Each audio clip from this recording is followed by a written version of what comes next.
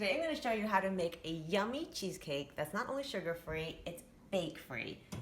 Hi guys, I'm Robin. If you don't know me or you're new to my channel, I'm a certified personal trainer and nutrition coach, and I would love to show you more things. So if you're interested, please subscribe to my YouTube channel or go to robindemarcofitness.com to learn more about me and what I do.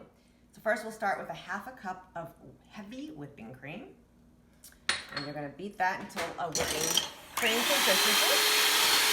So our cream is whipped, that's the first part. Second part is you're going to take 1 block of cream cheese, already softened at room temperature, a 1/4 cup of Swerve, which is pretty much the only sugar alternative I like these days. You can use real sugar, but if you want a low carb version, go for the Swerve. 1 teaspoon, oops, I just did a little extra by accident, of fresh squeezed lemon. Use the real lemon, not the imitation lemon or the lemon with the citric acid. And also a half of a teaspoon of what is this? Vanilla extract. There you go, vanilla extract. The lemon is checking it out. And beat this together. All right, so now we combine the two.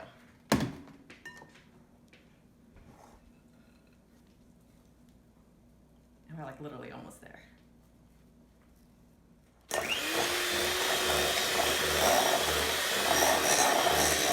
That's it, you have buttercream frosting.